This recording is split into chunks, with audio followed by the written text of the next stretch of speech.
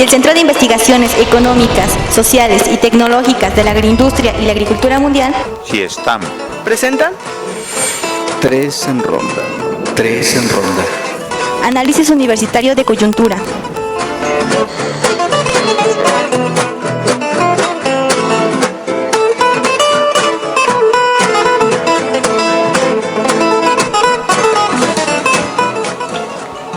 ¿Quién dijo que todo está perdido? Y yo vengo a ofrecer mi corazón. Tanta sangre que se llevó el río, y yo vengo a ofrecer mi corazón. No será tan fácil, y ya sé qué pasa. No será tan simple como pensaba, como abrir el pecho y sacar el alma. Una cuchillada de amor. Buenas tardes, amigos radioescuchas, bienvenidos una vez más a la frecuencia del 1130 de amplitud modulada Radio Universidad Autónoma Chapingo. Bienvenidos a este 5 de noviembre de 2019 y por supuesto bienvenidos a su programa 3 en Ronda, Análisis Universitario de Coyuntura, un programa del Centro de Investigaciones Económicas, Sociales y Tecnológicas de la Agroindustria y la Agricultura Mundial, CIESTAM. Su amigo Álvaro Reyes Toski les saluda y por supuesto los invitamos a quedarse todos estos 60 minutos en este programa, pero también en la continuidad de Radio Chapingo hasta que termine full time, al infinito y más allá. Y bueno, pues como todas las semanas siempre tengo que agradecer la presencia de mis compañeros aquí detrás de los micrófonos que hacen posible que este programa no sea solamente el aburrido tono de un sujeto, sino que sea un confluir de ideas, de voces y por supuesto de perspectivas de análisis. Por supuesto, Jorge Ocampo Ledesma, bienvenido. Muy buenas tardes, amable auditorio, un gran gusto de saludarlos, Álvaro, Rubén, qué bueno que estamos nuevamente juntos y transmitiendo aquí en compañía de nuestros camaradas atrás de cabina y señalando que bueno, hemos iniciado ya el ciclo para ingresar con la luna sazona, dicen la luna madura, para ingresar a la luna la luna nueva, y esto nos abre una perspectiva. Adicionalmente estamos cerrando finalmente el ciclo de cultivo agrícola en la zona templada, en la zona del altiplano, y se anuncia o se presenta ahora la posibilidad de que algunos cultivos como el ayocote terminen de llenar sus granos con una lluvia adicional, pero fundamentalmente vamos ya de salida, ya preparándonos para las cosechas, para levantar nuestros cultivos, para empacar nuestros rastrojos, de tal manera que tengamos los terrenos ya suficientemente listos para dejarlos en barbecho de aquí hasta el nuevo ciclo agrícola. ¿En serio? ¿Todo eso viene de trabajo en el campo? Sí, en eso estamos. Esa es nuestra dinámica, esa es la dinámica ahora. Es que quiero comentar aquí en público y abiertamente al aire que de los tres el más agrónomo es precisamente Jorge Ocampo. Él es historiador de formación, tiene un doctorado en ciencias sociales, ¿sí? Algo así, sí, ciencias sociales. Sí. Yo soy agrónomo, pero creo que distingo el maíz del frijol solamente cuando los echo en taco. Sí, entonces, por eso digo que él es el más agrónomo de los que estamos en este espacio. Y de aquel lado pues tenemos a Rubén Plasencia, que es licenciado en filosofía. Bienvenido, Rubén. No, muchas gracias. ¿Distingues el frijol del maíz? No, todavía, afortunadamente por el riquísimo sabor que tiene, ¿no? Encantado por estar aquí nuevamente con nuestro amable auditorio, Álvaro. Pues qué bueno que estamos aquí. Por supuesto, este programa no podría ser posible si no contáramos con el apoyo de todo el staff técnico, tanto de Radio Chapingo. Gracias, por supuesto, a Fernando ¿Por qué su apellido siempre se me olvida? Siempre le digo Rivera, González. pero es Ruiz, ¿verdad? Ruiz. Fernando Ruiz, gracias Fer, por tu apoyo, y por supuesto también en los controles a Ulises el Baby García, que nos está también ayudando en esta área, si usted nos sintoniza por YouTube, por la red social de YouTube, en la dirección UPD Visión, pues esto es gracias al apoyo de Alfredo González y de Guadalupe Betancourt, que están siempre atentos a esta dinámica. Bueno, pues agradecemos por supuesto a Radio Chapingo, que nos permite pues estar en este espacio, y bueno, a usted que nos está sintonizando, por supuesto le agradecemos muchísimo más. Y bueno, pues hoy tenemos un montón de temas. Han sucedido infinidad de cosas durante esta semana, de veras que la historia es vertiginosa, pero ahora con todo el asunto de la intromisión de las redes sociales es terriblemente vertiginosa, porque apenas estamos saliendo de un proceso cuando ya estamos de pronto metidos en otro escenario completamente inédito. ¿Cuáles son las cosas que han sucedido en esta semana? Bueno, América Latina sigue convulsa. Y a pesar de todos los intentos del presidente Piñera en Chile, incluso de la destitución, por lo menos virtual en este momento, de todo su gabinete, pues no hay acuerdos todavía, y el movimiento de resistencia sigue en Chile. Y bueno, estaremos platicando de esto. También tenemos ya el caso de Uruguay, donde también acaba de haber elecciones, y en estas elecciones, bueno, pues retorna otra vez el grupo que de algún modo abanderó José Mújica, que fue presidente hace como 8 años, ¿no? Así es. Hace 8 años exactamente concluyó, y pues retoma la izquierda de algún modo la conducción de este país. Tenemos el caso de Bolivia, que realmente ahí es una reacción de la derecha en contra de la elección de Evo Morales. Y bueno, tenemos un mosaico impresionante de situaciones. Bueno, Argentina, precisamente, de hecho por aquí anda todavía el presidente argentino, ya se fue. Así es, andaba aquí en México. Tuvo una presencia también en Cuba. Así es. En un evento que se realizó recientemente en Cuba para saludar o fortalecer estas orientaciones electorales en América Latina. Ya en el programa anterior nosotros hacíamos un cuestionamiento con respecto del problema de cómo se ha ido posicionando ideológicamente la derecha y la izquierda en América Latina durante un periodo largo, digamos desde los 90 hasta el 2010 aproximadamente. Pareciera ser que América Latina se había derechizado, y de pronto, bueno, aparecen personajes, bueno, un poquito antes, pero aparecen personajes clave, como es el caso de Venezuela, como es el caso del mismo Evo Morales en Bolivia. Y bueno, de pronto como que empezamos a girar hacia la izquierda, y en esta lucha por el control no solamente de los estados, sino prácticamente de la construcción ideológica del futuro, pues de pronto nos encontramos con una interrogante de ese tamaño. Máxime porque ahora aparece un tercer actor social muy fortalecido, que es la sociedad civil, y la sociedad civil dice: ni de derecha ni de izquierda, somos los de abajo que vamos por los de arriba. Esa expresión me pareció muy afortunada en el movimiento chileno, pero que refleja también mucho de lo que está pasando. Bueno, eso es a nivel internacional. ¿Sí? A nivel nacional, bueno, pues ya lo podríamos nosotros, digamos, ir matizando en algún momento. Yo creo que es el tema de lo que está sucediendo en la política nacional es importante. Hay cosas muy graves como el asesinato de la familia Levarón en Chihuahua, que bueno, también tiene sus propios asegúnes, por supuesto. Y bueno, pues qué podemos decir, la muerte del presidente municipal de Valle de Chalco, que era de corriente morenista. O sea, de pronto como que todas las noticias son apabullantes si las analizamos en esa situación.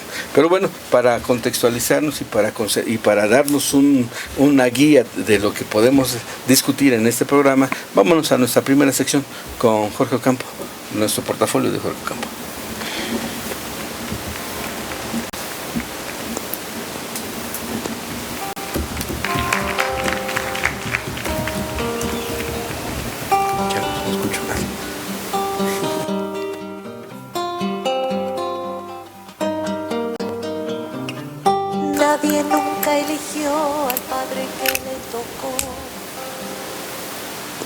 Bueno, pues nos seguimos derecho para continuar con esta situación. Los silencios en radio son siempre catastróficos. Adelante, Jorge Ocampo. Bueno, después de ese apreciable intermedio musical que no ocurrió. ¿Sí ocurrió? Santo Dios, nos dicen en producción que sí ocurrió. Bueno, aquí entonces estábamos un poquito sordos porque no escuchamos nada. Pero bueno, ok.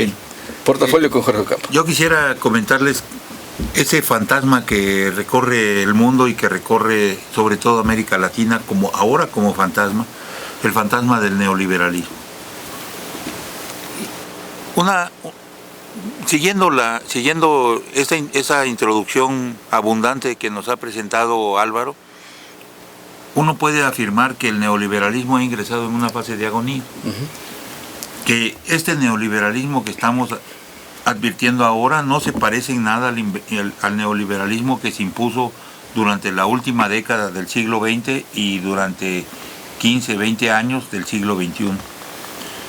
Este espacio se abrió para el neoliberalismo desde 1973-74 con los economistas de Chicago encabezados por Milton Friedman, que orientaron las nuevas políticas económicas y la llamada política de austeridad, que rápidamente fue replicada en buena parte de los países, incluido el nuestro. Pero también fue continuada mediante el acuerdo del Fondo Monetario Internacional y del Banco Mundial en una discrepancia que parecía absurda entre dos instituciones que habían nacido hermanas, que habían nacido bajo un mismo sello, el sello del dominio indiscutible de Estados Unidos, después de la Segunda Guerra Mundial, y que para 1989 alcanzan un acuerdo que se conoce como el Consenso de Washington, y ese Consenso de Washington, con un decálogo con 10, 12 puntos, fundamentalmente, marca lo que va a ser la política neoliberal, ya con ese nombre, con ese sello, con esa orientación. Prácticamente la propuesta que había hecho Milton Friedman, prácticamente para 1989 había madurado, por decirlo así, y se reflejaba en ese acuerdo entre el Fondo Monetario y el Banco Mundial. Un acuerdo que sostenía una serie de diferencias más aparentes que reales. Pero dentro de esto, cabe destacar que la iniciativa de Friedman se impuso a rajatabla en Chile, después de 1973, con el golpe de Estado de Pinochet. Y al imponerse en Chile, prácticamente hizo de la sociedad chilena y de las políticas económicas en Chile y sociales en Chile, hizo el modelo. El modelo para la educación privatizada, el modelo para las pensiones y las jubilaciones, la eliminación de las pensiones, y jubilaciones, la eliminación de la seguridad médica, las restricciones a la seguridad social, el aumento del gasto en guardias y en guardias y policías. Un elemento que distingue a este derrumbe del neoliberalismo en la actualidad es, sin lugar a dudas, la salida de Inglaterra de la Unión Europea, lo que se conoce como el Brexit, y al mismo tiempo la política de Trump en este evento ya de 3 años, con un neoproteccionismo que anuncia el viraje señalado hacia los países centrales. Es decir, para los países centrales, un proteccionismo exacerbado, tratando de defender sus fronteras y sus economías. Pero para los países periféricos las condiciones son diferentes, porque obligados a seguir una política impuesta desde los Fondos Monetario y el Banco Mundial, prácticamente habían desmantelado la estructura productiva en aras de la inversión extranjera. Eso ocasionó unas profundas desigualdades, el empobrecimiento y la pauperización de amplios sectores de la población, al mismo tiempo que emergía un sector, ese llamado el 1%, que controlaba la mayor cantidad de riquezas en los distintos países.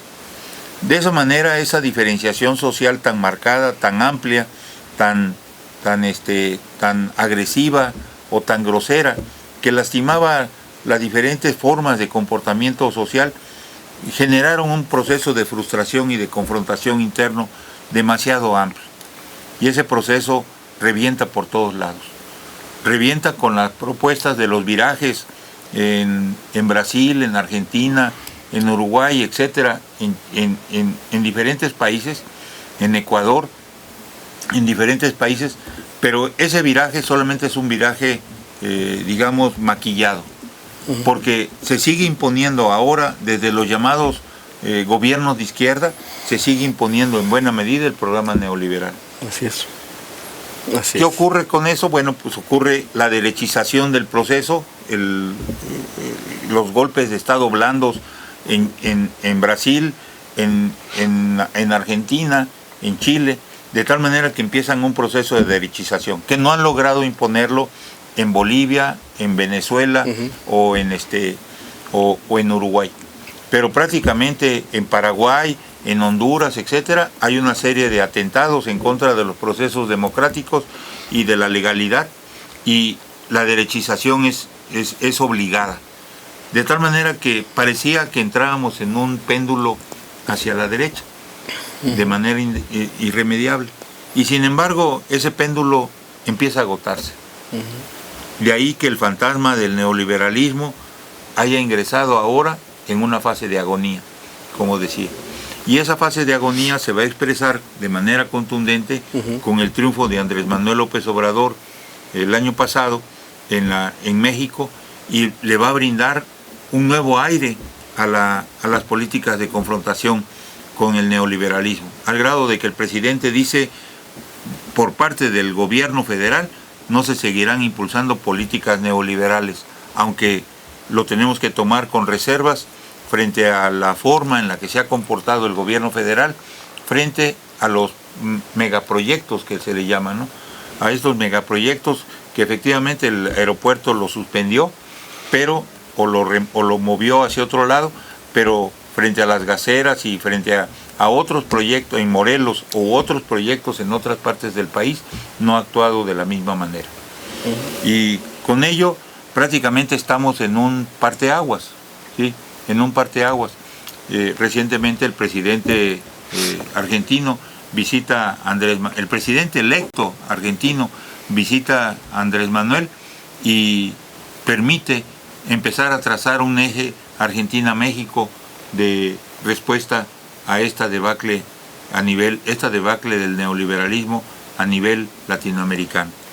De ahí que vale mucho la pena insistir en que en Chile la respuesta que está dando los amplios sectores de la población, estudiantes, colonos, ciudadanos, mujeres, mapuches, en fin, ¿no? Una serie.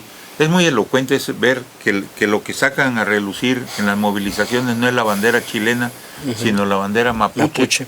Lo cual le da un signo de identidad nacional y de rebeldía a esas movilizaciones. Claro.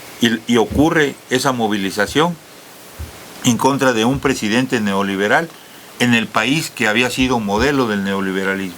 Le están diciendo el neoliberalismo ha fracasado. Por supuesto.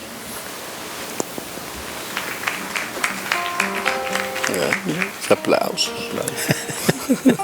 El aplausómetro.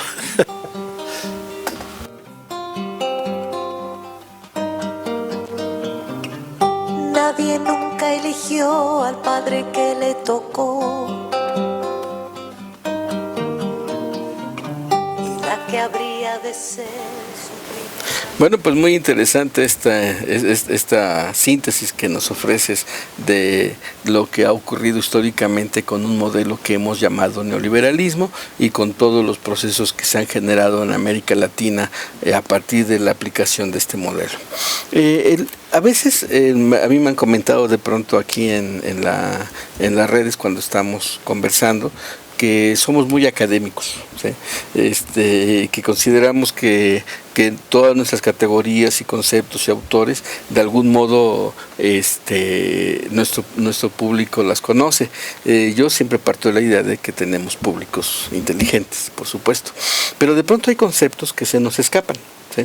Que se nos diluyen un poco porque con el uso y el desuso de los mismos, estos conceptos de pronto pierden su significado. Decía hace mucho tiempo un lingüista llamado Uwe Porksen que todos los conceptos de pronto se hacen como amibas, es decir, se hacen tan amorfos que adquieren cualquier significado en el transcurso del tiempo. Y entonces eso hace que también los conceptos, las categorías pierdan su impacto, o se modifiquen o se domestiquen incluso las categorías. El concepto neoliberalismo es uno de esos conceptos, así como el de pueblo, como el de nación. Todo el mundo entiende lo que quiere entender sobre eso y todos estarán en lo correcto. Pero en el caso del neoliberalismo, cuando mis estudiantes me preguntan, oiga maestro, ¿pero qué es exactamente el neoliberalismo? ¿Sí? Yo tengo que decirles que el neoliberalismo es una estrategia. O sea, no es un sujeto, no es una estrategia, porque de pronto pareciera ser que en el discurso formal, más bien en el discurso público, el neoliberalismo hasta es sustantivado, es decir, aparece como sujeto, como si fuera una especie de fantasma, como tú lo mencionabas, que tiene personalidad propia y además una personalidad muy perversa. Y sin embargo, cuando pensamos que el neoliberalismo es una estrategia, ¿sí? Y esta estrategia incluye ciertos aspectos muy tácticos, muy específicos, entonces a lo mejor ya lo pudiéramos entender de una manera más concreta. ¿Sí? Como estrategia, por supuesto, está vinculado a un juego estratégico, y ese juego estratégico de algún modo va a beneficiar a ciertos sectores muy específicos. Hace muchos años, para seguir como académico, hablando como académico, un autor brasileño, Alessandro Bonanno, decía en una síntesis que a mí me gustó, decía, si tenemos que hablar acerca de lo que es el neoliberalismo, tenemos que definirlo como el régimen de las corporaciones transnacionales. Entonces me gustó mucho porque finalmente lo que hace Bonanno es identificar actores muy específicos. Es decir, el neoliberalismo está aplicado por las grandes corporaciones, que son las que presionaron políticamente en aquel tiempo a Margaret Thatcher y a Ronald Reagan para implementar una modificación a los modelos, junto obviamente con la complicidad de Milton Friedman, como tú lo mencionaste en tu exposición. Entonces, ¿qué es lo que está en crisis en este momento? Este modelo estratégico, este planteamiento de que el Estado tiene que replegarse de la economía para permitir que las grandes corporaciones puedan incorporar y crear mercados globales, ¿sí? ¿Qué es lo que está realmente en crisis? Porque también podríamos pensar que en esta dinámica el debilitamiento del Estado también es un mito. ¿Sí? Porque finalmente el Estado permite, regula también o desregula también la participación de esas corporaciones transnacionales. ¿Qué sería eso? O sea, ¿cómo estamos hablando de un modelo estratégico, ¿sí? de política económica, y cómo realmente operó en América Latina, y cómo esto ha generado lo que Chomsky ha planteado como el gran descontento contra un modelo estratégico que le va a dar sentido más bien al derecho privado sobre el derecho público? Sí. Rubén. Bueno, a mí me sugiere la idea que las crisis que engloba el capitalismo es en algún sentido un medio sobre el cual afina o redefine sus nuevas estrategias de impacto eficiente, ¿no? Uh-huh. En este entendido vamos a decir, bueno, la crisis es viene a seguir un elemento de reconfortamiento o de reforzamiento del propio sistema capitalista, ¿no? Es decir, sí, efectivamente esta política estratégica de desarrollo económico, de expansión económica, está hoy en una debacle, ¿no? Pero no es la extinción del sistema capitalista, Claro. sino es la extinción de una estrategia de desarrollo del capitalismo, ¿no? Que históricamente es la lectura que yo tengo, posibilita la aparición de otras formas más refinadas, de otras formas más eficientes de ejercer justamente su dominación política y económica. Esto habría que estar atentos a estas nuevas expresiones del desarrollo del capitalismo en estas sociedades aparentemente, bueno, estas sociedades en crisis, ¿no? Particularmente, sobre todo del capitalismo periférico que tenemos en Latinoamérica. Es decir, qué nuevos espacios de reacomodo, refuncionamiento va a tener nuevamente este sistema, o sea, hacia dónde va a apuntar, ¿no? Hacia dónde va a ir replegando sus posiciones de desarrollo, ¿no? Claro. Alguna vez alguien me dijo que los sistemas democráticos surgen con el liberalismo. Yo digo, no, son dos procesos que corren paralelos pero que no se juntan. Son como las llamadas asíntotas en matemáticas. Pueden correr juntas, pueden parecer que se tocan, pero en realidad nunca se tocan y terminan, digamos, tomando caminos divergentes. Entonces, el hecho de que sea de este modo hace que uno puede entender que las grandes estrategias del capital o de las corporaciones o de todos los actores fácticos que manejan este tipo de riqueza no bien distribuida van a coincidir con cualquier régimen político, ¿sí? Es decir, detrás del fascismo hitleriano y detrás del fascismo italiano, pues las corporaciones estaban felices, ¿no?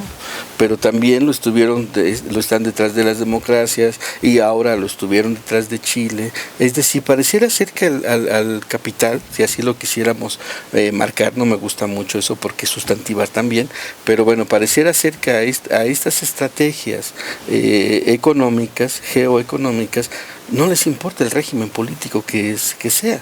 Simplemente les interesa que ese régimen político les permita acceder a los recursos de manera legal dentro de estos procesos de extracción, ¿cómo le llaman los economistas? Commodities, ¿no? Que son mercancías que van a salir de un lugar para entrar a la órbita del mercado internacional. Bueno, yo creo que siempre hay una identificación con determinados tipos de gobiernos o de situaciones de régimen, y hay unos más proclives a permitir los saqueos ¿no? que otros. Digamos, en nuestro país, por supuesto que frente a una incertidumbre López Obradorista, es muchísimo mejor para las transnacionales la seguridad de Peña Nieto. Por supuesto. Sí. O sea, eso es indudable, pues, ¿no? Yo creo que efectivamente dice Rubén que la crisis y el neoliberalismo aparecen como una expresión de la coyuntura actual, y menciona este neoliberalismo en relación, o esta situación con respecto a la situación de crisis en la que estamos. Y efectivamente el neoliberalismo podrá parecer como una estrategia. Yo prefiero pensar ese neoliberalismo como una política económica. Algunas corrientes, algunos pensadores dicen que el neoliberalismo lo intentan aparecer como si fuera una etapa del capitalismo, una etapa del proceso económico, y yo les digo que no, que es una política económica, que es diferente, porque lo que tenemos en la base, o lo que tenemos en las formas económicas, es un nuevo ciclo de acumulación de capital, sin lugar a dudas. Y ese ciclo de acumulación de capital se caracteriza por un proceso de renovación de los procesos de trabajo, de los nuevos materiales, lo que le hemos llamado la revolución tecnológica o la aplicación de las nuevas tecnologías. No solamente en materiales como plásticos, como cerámicas, sino orientaciones como la nanotecnología, la tendencia a reducir los tamaños de los instrumentos, de los aparatos, de las formas tecnológicas, pero adicionalmente con la revolución en la comunicación, en lo que le han dado a llamar las TICs, ¿no? Las tecnologías de la comunicación. Y junto con ello, prácticamente entramos en una fase de una modificación de la forma en la que se venían desarrollando los procesos productivos.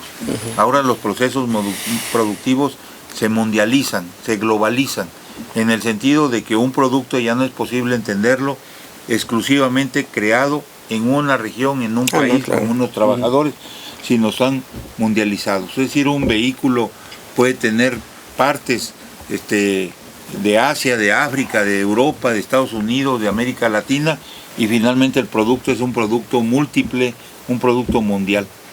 Me refiero, por ejemplo, no solamente a las partes automotrices propiamente, sino los focos, los frenos, los radios, en fin, ¿no?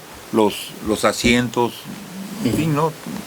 Proceden de diferentes partes. Esa situación de acumulación de capital y de nuevas tecnologías marcan el sentido de la crisis, marcan el sentido de las corporaciones, este régimen de las corporaciones transnacionales. Y esa tendencia de la crisis, Wallerstein, que es un autor que hemos explicado en algunas ocasiones, Wallerstein lo señala en una visión de largo aliento. Y dice, esta larga duración de la crisis, esta larga duración de las tendencias, no se van a resolver de manera pronta. Va a haber una serie de estiras y aflojes y de búsquedas y de nuevos encuentros de correlaciones de fuerzas, para que al final de cuentas esta situación tienda a resolverse hacia el año 2025-2050. Es decir, hasta ese periodo. Luego ha cortado el periodo de resolución, pero posteriormente lo ha dejado en esa visión hacia el 2025-2050. Quiero decirles que esto no lo dijo ayer, esto lo dijo en 1976-75, de tal manera que anticipaba con suficiente antelación, con suficiente tiempo, con suficiente un periodo amplio, anticipaba la resolución de la crisis y decía, bueno, pero esa solución de la crisis hacia el 2025, que ya está más cerca, no se va a resolver de manera automática, vamos a decir así como por arte de magia en ese momento, depende de lo que hagamos en estos momentos. Y en estos momentos lo que estamos viendo es ese agotamiento del neoliberalismo, esa búsqueda de otras soluciones, y esto que decía Rubén de manera clara, era de que finalmente lo que estamos enfrentando no es la quiebra del capitalismo, es la quiebra de la política económica neoliberal, que es diferente. El capitalismo tiene otras fortalezas y tiene otros procesos de renovación que tenemos que estar muy atentos a ese nuevo ciclo de acumulación que se van a desarrollar. Bueno, tú puedes cambiar la estrategia, pero el sistema de algún modo se mantiene dentro de los fines, digamos, trascendentales del sistema, ¿no? Bueno, ya estoy demasiado académico. Jorge Cortés, bienvenido, qué bueno que estás aquí, sácanos del embrollo. Parafraseando un poco lo que comentaba Jorge en el texto de Wallerstein sobre economía mundo, sistema mundo, nada cambia, todo cambia. O sea, para que todo siga igual, tiene que cambiar un poco, reorientarse y manejarse. O sea, a mí me recordó automáticamente la acumulación originaria de capital, el capítulo 24 de Marx. O sea, es exactamente esa dinámica de la acumulación originaria de capital. Otra vez tiene que ver con eso. Académicos. Sí, pero me refiero, para tener un argumento, pues, o sea, ¿qué significa? Pues obviamente la dinámica del capital es acumular y tener una tasa de ganancia grande. O sea, maximizar la tasa de ganancia, entrar en un plano de obtener todo lo que se pueda. Yo les decía a mis alumnos, la dinámica del capital, o por ejemplo el plano de los industriales, no es obtener un 20% de la tasa de ganancia, Si pueden obtener un 1000% de la tasa de ganancia, eso será significativo y me parece que la dinámica va por ahí. Sí. Obviamente lo que comenta Jorge me parece bastante atinado. Cuando hablamos de una política, es decir, de una toma de decisiones para ver hacia dónde va a estar dirigido el desarrollo económico de un Estado-nación, de la dinámica de los países o más allá de los Estados nacionales, pues obviamente voy a ponderar dónde voy a tener mayores satisfactores. Y obviamente hay un momento que se ha agotado, por eso la dinámica de Trump va hacia otra tesitura, otros países están cuestionando este asunto, los grupos que no les ha favorecido demasiado esta dinámica, pues por supuesto que van a cuestionarlo. Pero a mí lo que me preocupa es que hay una defensa de mucha gente que no está siendo favorecida por la dinámica de la política económica y por la misma dinámica del capital, pero que aún así defienden ese proceso. Que eso es lo que está sucediendo, digamos, porque el capital a final de cuentas genera las condiciones necesarias deseantes para que la gente acceda a eso, ¿no? Ok, Tomás Piketty escribió un libro sobre el capitalismo del siglo XXI. Y en este libro él hace un estudio prácticamente de la historia de la desigualdad. Prácticamente así podríamos decir que ese es el libro. La historia de la desigualdad en los últimos 150 años. Y específicamente recorre todo lo que es el siglo XX y él no encuentra en ningún momento de la historia de este capitalismo condiciones de igualdad. Siempre más bien es la extrapolación de la desigualdad. Claro. De tal modo que esa producción de la desigualdad incluso es hasta estratégico dentro de los sistemas, digamos, sí, el capitalismo requiere de pobres para mano de obra barata, por supuesto. Digo, exactamente, no son cuestiones de que dicen, bueno, son los daños colaterales, no, la situación es de en efecto generar una polarización social que permita el desarrollo de mucha riqueza en pocas manos, tú lo dijiste hace ratito, y toda la poca y lo que resta distribuido o mal distribuido incluso entre los sectores, entre los siguientes sectores, las grandes mayorías. Ahora bien, esto es un producto planeado. Claro, sistemáticamente articulado, así es. ¿Y qué pasa en este momento cuando de pronto López Obrador, por ejemplo, declara el fin del neoliberalismo en México? ¿Qué pasa en este momento cuando en efecto surgen todas estas movilizaciones, dice Chomsky, como producto de ese enojo generado por por lo menos un siglo de polarización y de problemas de distribución? ¿Qué pasa en este momento cuando de pronto pareciera ser que en efecto hay una crisis del capitalismo, una crisis del neoliberalismo, pero sigue vigente todos los principios de la desigualdad? Rubén. Sí, pero ¿para qué? Hay que distribuir la palabra. La cuestión puedo entenderlo o suponerlo, que habla del neoliberalismo que le correspondía al Estado, ¿no?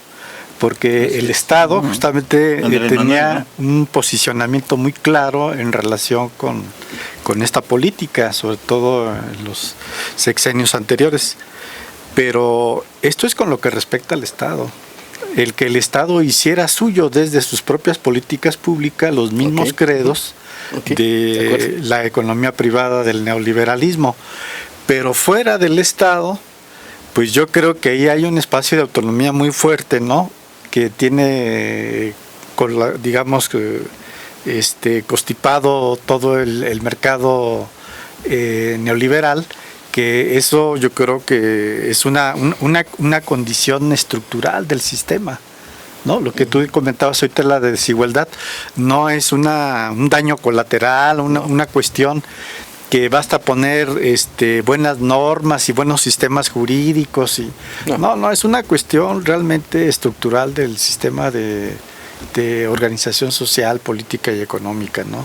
Si Naciones Unidas hace poco sacó un estudio diciendo que si naces pobre, mueres pobre. Ajá. O sea, no tienes muchas posibilidades de trascender ese estado precisamente a partir de las condiciones de desigualdad generadas por el sistema. Sí. Entonces, amable radioescucha, si usted nació pobre, igual que los que estamos aquí seguramente, pues estaremos muriendo pobres. Esa es la triste noticia que nos da esta perspectiva analítica de estos procesos de desigualdad. Sí. Bueno, a veces se ha liberado mucho la cuestión de las personalidades en el deporte, que siendo de un origen humilde, pues llegan y destacan de manera encomiable económicamente en sus actividades deportivas o de otro tipo, ¿no? Pero aquí no se habla de las individualidades, se habla de la sociedad, ¿no? En su conjunto, es decir, se habla del grueso de los millones de habitantes de un país, o sea, y esa es la cuestión fundamental que tiene el sistema ahí, ¿no? Es decir, vamos a dejar algunos ejemplos para que podamos ver, ¿no? Y constatar que efectivamente sí hay la salvación en este sistema. Sí podemos darle la bendición de que se puede hacer progreso, ¿no? Se puede superar la gente, ¿no? Pero a costa de que por cada uno 100,000 o 200,000 no van a salir nunca, ¿no? Claro. O hasta más. O hasta más. O hasta más. Fíjense que esto acabas de tocar un tema muy importante, porque a lo mejor es un tema que ni siquiera es visibilizado, y ese problema precisamente de los procesos de legitimación de estos procesos de desigualdad. Y precisamente a partir de lo curioso es que en la década de los 90 se empezó a generar esos procesos ideológicos. Quiero decir, en donde estaba más claro esos principios de justificación de la desigualdad, precisamente en toda esta literatura de autoayuda que se generó como un boom editorial tanto en Estados Unidos como en Europa como en América Latina. ¿Sí? Detrás de todos estos principios, de estos libros de autoayuda, en realidad lo que estabas referenciando eran los principios del mercado. Claro. ¿Sí? Tú puedes ser resiliente, es decir, acepta todos los golpes que te dé el sistema, pero mantente dentro del sistema, ¿sí? Vuélvete a generar, vuelve a ser dentro del sistema. La cuestión de la competencia, la competitividad, la autoexplotación, diría Byung Han, ¿sí? O sea, todos estos elementos en realidad están directamente vinculados con los procesos de justificación de un modelo estratégico, de un modelo de economía estratégica, ¿sí? Y que no lo vemos. Sí, que conlleva una ética, que conlleva todo un posicionamiento de valores, sí, en el ordenamiento de la cultura. Así cultura, es que si a ustedes les gusta Carlos Cuauhtémoc Sánchez, Emma Godoy, no sé qué otros de esos autores. Ya te quedaste hace como 20 años. Ahorita sí, es el coaching. ¿Qué? Ahorita es el coaching. Pero el coaching es una derivación de todo eso. Eso es como que lo renovaron, ¿no? Así es. Está como reloaded, pues está en esa dinámica, y ahorita es el coaching. Pues es que yo los únicos que leí fue un libro de Carlos Cuauhtémoc Sánchez y uno de Emma Godoy. Bueno, nada más me atreví alguna vez a leer algo de este señor Coelho, ¿sí? Y dije, santo Dios, ¿qué estoy haciendo, no? Pero era curiosidad intelectual, no, más bien era morbo, pero finalmente descubres. Justificando. Sí, me estoy justificando, mi santo. Sí, no tendrías por qué. Cualquiera tiene esos deslices. Es un gusto culposo. Sí, ¿no? Es un libro debajo de la almohada. Yo creo que cuando tenemos una situación de desigualdad permanente, pues, ¿no? Como dice Piketty, efectivamente, no hay un momento de la vida del capitalismo que no haya promovido o desarrollado la exclusión, el racismo, es parte de su ser, la marginalidad, ¿no? Pero sin embargo, creo que en la situación actual, y habría que asociarlo a la nueva situación que estamos viviendo, yo ubicaba cuáles son los indicadores o cuáles son los elementos que distinguen a esta nueva fase del desarrollo del capital, ¿no? Decía, bueno, están las nuevas tecnologías, y esas nuevas o el proceso de mundialización, prácticamente la globalización. Sí, esta visión de globalización como mundialización significa que las formas de entenderse a nivel de los diferentes países prácticamente está enderezada a tener una visión de mundo, una visión planetaria. Pero junto a ello yo creo que hay una característica que acompaña estas nuevas tecnologías, como por ejemplo la robótica. Claro, por supuesto. Y eso significa el abandono de empleos, la destrucción de empleos, y significa segregar a la población. Antes demandábamos que el fin de la explotación, Pero ahora lo que se demanda es, por favor, explótenme, denme un empleo. Deme trabajo, claro. Fíjate que mientras te recompones, hace algunos años la Organización Internacional del Trabajo hizo un estudio precisamente sobre cómo las nuevas tecnologías están desplazando fuerza de trabajo en prácticamente todas las áreas productivas y de servicios a nivel internacional. Si usted, por ejemplo, ha ido a algún centro comercial, pues usted sabe que finalmente puede pasar el carrito y te van pasando con la maquinita para hacer el cálculo general. Amazon ya sacó. Sí, pero en Europa, y eso fue una de las grandes crisis que tuvo que enfrentar la OIT a principios del 2010 aproximadamente, lo que sucedió es que se había generado un dispositivo donde tú tranquilamente pasabas enfrente del dispositivo, el dispositivo te hacía la suma total, ya ni siquiera necesitabas una cajera. Porque ahora necesitas una cajera que agarre el dispositivo y lo esté pasando por la etiqueta. Ya no, pasas el carrito por el dispositivo, te hace la sumatoria total, ¿sí? Y finalmente pasas, pones la tarjeta y ya. No, yo te voy a dar otra. Amazon acaba de sacar una app donde vas al negocio, sacas el producto, te sales de la tienda y en automático te hace el cobro. Revisas tu app y ya te hace el cobro en automático. Ya no hay necesidad de pasarlo por ningún lado, porque ya tiene el sensor directamente la aplicación con respecto a tu dispositivo, ya lo hace en automático. Pero todo esto tiene que ver también con una dinámica de desarrollo, y también la cuestión de las tecnologías también van a generar una situación también de ampliar el espectro también laboral. Entonces, lo que iba a decir, el sexto inédito de Marx, pero ahí viene, o sea, hay una conformación donde habla de estos elementos, donde hay un proceso de aprovechamiento del desarrollo de las tecnologías, y uno puede pensar que la tecnología te va a quitar chamba, ¿no? Va a llegar un momento en que esto también a la vez puede ser doble, ¿no? Donde hay una situación donde el trabajador va a perder su trabajo, pero va a haber otros sectores donde va a ampliarse para poder generar un desarrollo bajo esa lógica. Y entonces la visión es de la masificación y la especialización del trabajador para poder sobrevivir. O sea, si no te especializas no vas a poder sobrevivir, que es lo que está sucediendo ahorita en su máximo esplendor. Pero sin embargo hay una tendencia a que cada vez menos trabajadores produzcan lo necesario para mucha población. Quiere decir, esto significa al final de cuentas o se reduce la jornada de trabajo o cambian los sistemas de contratación. Sí, porque entonces lo que tienes es que un pequeño grupo de trabajadores es posible que produzca todo lo necesario para toda la población que puede comprar. Y eso significa pues un proceso de marginación y de segregación tremendo.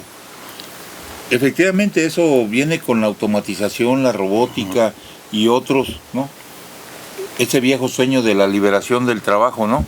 Sí, pero ahora la liberación del trabajo se presenta como parte del mismo proceso de formación capitalista, y eso se acompaña con otro elemento que es muy sintomático, que es la homogenización de las necesidades económicas y culturales.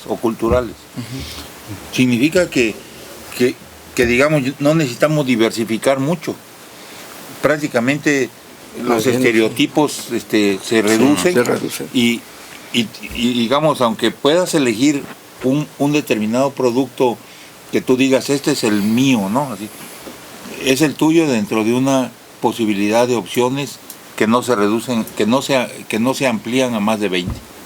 ¿Sí? Entonces tú puedes elegir, es como decía Ford, ¿no? Tú puedes elegir tu coche Ford y bueno, todos son iguales, pero tú puedes elegir el color siempre y cuando sea negro. Claro, ¿no? Claro, sí, pues, con eso ya prácticamente estamos del otro lado. Entonces esa homogenización de las necesidades económicas o culturales se desarrolla de manera terrible, pues, ¿no? Comentaba cuando uno ha tenido oportunidad de ubicar, por ejemplo, algunos espacios en otros países del mundo, pues, ¿no? En América Latina, y vas a Santiago de Chile y entras a un supermercado, a un mall, ¿no? A uno de estos centros comerciales, y de pronto en el centro comercial te encuentras con que hay un cine donde están pasando las mismas películas que están pasando en México, y compras unas palomitas en el mismo depósito, en la misma cajita cuadrada que están como te la venden en México, y te compras un refresco de la misma marca y con los mismos envases que los que te dan en México. Y vas a Montevideo y lo mismo, y vas a Argentina y lo mismo, y vas a... Y entonces dices, bueno, ¿y cuál es la diferencia? Prácticamente estamos cortados con la misma oferta cultural que nos rige, ¿no? Y entonces los chistes son los mismos chistes ¿Cómo aquí crees? y en América Latina, en todos los demás países, porque son los chistes que surgen de las películas que vemos, de las revistas que leemos. No, peor todavía, son los mismos memes, ¿sí? Y entonces la gente ¿en serio? Bueno, es que finalmente este fenómeno de las redes sociales en efecto ha llevado a esta búsqueda de homogeneización de los gustos, de la percepción, de la moral en las redes. Es muy difícil, pero finalmente vámonos sobre la otra parte. O sea, hay toda una serie de situaciones que cuestionan este capitalismo y que están saliendo a la calle, y que aunque revisen las mismas redes, aunque tengan las mismas los mismos chistes, aunque canten las mismas canciones, o aunque compren la misma hamburguesa o las mismas palomitas, finalmente lo voy a decir, el encabronamiento también es el mismo. Así es. ¿No?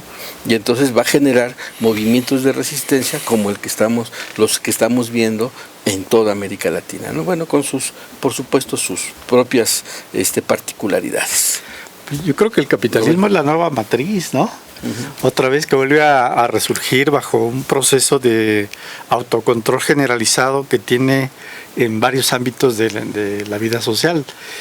Por ejemplo, podemos suponer que va a tener un repuntamiento hacia una reconfiguración del valor y significado del conocimiento, una refuncionalización estratégica de política estratégica en relación con los recursos naturales que siempre han sido fundamentales en una vocación depredadora que siempre ha tenido también el sistema capitalista. Obviamente lo que comentaba ahorita muy bien Jorge, esta cuestión de las nuevas tecnologías, eso también es una parte fundamental del refuncionamiento del sistema capitalista, con el manejo de las informáticas correspondientes, ¿no? De todo el manejo informático, que también es ahí clave, fundamental para tener el control, ¿no? De una sociedad. Pero yo estaba ahorita pensando rápidamente para terminar mi intervención en esto que nos decía Jorge de la reducción de las horas de trabajo, ¿no? Pero es decir, nos acercaríamos a aquello que pensaba el yerno de Marx, Paul Lafargue, en su libro ¿cómo se llama? El ocio, sobre la cuestión del derecho a la pereza, donde plantea el problema del ocio. Pero cuando nos dejan, supongamos que nos recortan más el tiempo, en la cantidad de horas dedicadas al trabajo, nos dejan más espacio de ocio, pero volvemos a caer otra vez en el sistema, con el ocio otra vez. El tiempo de ocio, el tiempo libre ya está también cooptado por el propio sistema. Porque el tiempo libre es tiempo de consumo. Tiempo de consumo. No tiempo de pensar, es tiempo de consumo. Pero aquí yo creo que lo que está puesto en el debate no es ya cómo el capitalismo se reproduce y inclusive se redimensiona y vuelve a renovarse, y frente a la debacle del neoliberalismo tendrá que surgir una nueva política económica neoproteccionista o neoliberal, pues no. Capitalismo verde, capitalismo alguna otra forma, pero finalmente capitalismo sincrético, capitalismo nihilista. Pero sin embargo mantendrá su propia esencia depredadora, explotadora, etcétera. Pero aquí la pregunta es, ¿y cuál es la otra opción? ¿Cuál es la alteridad? No se pierdan nuestro próximo programa, donde Jorge Ocampo nos va a revelar la solución final. La siguiente tenía muy claro hace muchos años. ¿Y cuál es la otra opción? O sea, la otra opción, por ejemplo, todas las movilizaciones y las presiones y los grupos populares y se mueven pero es en el capitalismo. Y se enfrentan. Y tratan de decir, por ejemplo, a Piñera, no nos interesa que se vaya tu gabinete, lo que nos interesa es que te vayas tú y se vaya la Constitución que puso Pinochet. Es que no es fuera, sino dentro. Y entonces, ¿y con eso será suficiente? Eso es ahí. Bueno, ¿qué les parece si esto lo dejamos, esta pregunta, y eso será suficiente? Tú quieres Sí, hacer un congreso lo vamos a sobre dejar como la pregunta. No sé si ustedes recuerden los viejos programas de antaño, y en el próximo capítulo Jorge Ocampo nos dirá cuál es el siguiente paso. No se pierda usted. 3 en ronda, análisis universal de coyuntura. Bueno, pues vamos a terminar aquí. La verdad es que los temas son muy interesantes, y sobre todo los debates son de hecho enriquecedores. Entonces, bueno, pues hoy estuvimos pues trabajando que me parece que es fundamental, que es el análisis de los movimientos sociales, lo que pasa en América, el desarrollo del capitalismo. Y bueno, esta pregunta que tú haces, que me parece muy interesante: tenemos posibilidad de futuro, podemos soñar el futuro otra vez. Entonces yo creo que eso es algo que tenemos que seguir analizando. Jorge dice que no, bueno, pues no hay bronca. Congresos y no pueden dar respuesta. Pero no, pues es que tal vez la respuesta no va a estar en los congresos, ¿no? Exactamente. Es por eso como híjole, la pregunta es muy potente. Así es. Sí. Bueno, vamos a dejarlo aquí y agradecer por supuesto a todos aquellos que han pues apoyado en este programa. Gracias a los compañeros de la Unidad de Producción Digital, gracias a Fer Ruiz, a Ulises el Baby García, que nos está apoyando en los controles, a Guadalupe Betancourt del Sistam, a Alfredo González, y por supuesto aquí en la mesa. Gracias, Jorge, por llegar.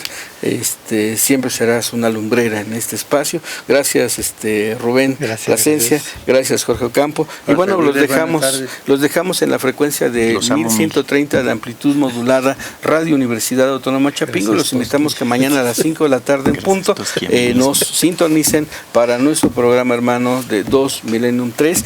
Anunciamos la próxima semana, el día 13 de noviembre, va a ser un programa musical, el de 2 Millennium 3. Vamos a tener aquí presente al cantante Juan Nájera, que además posiblemente traiga a también compositor, cantante, El Cuervo, que también le dicen. Van a estar aquí echándose sus gorgoritos. El Cuervo, cantante de ranchero. Sí. Lo vamos a traer aquí, y aquí va a estar con nosotros. Bueno, pues les agradecemos. 1130 de amplitud modulada. Quédense aquí. Álvaro Reyes Toski se despide hasta la próxima ocasión. Muchas gracias. Sean felices. Cuídense mucho. Muy bien. Creo. No estoy completamente seguro. Estaba muy bien.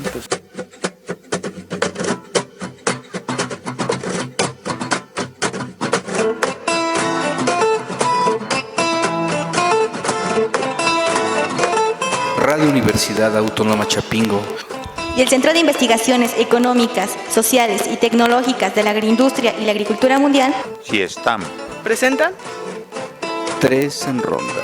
3 en ronda. Análisis Universitario de Coyuntura.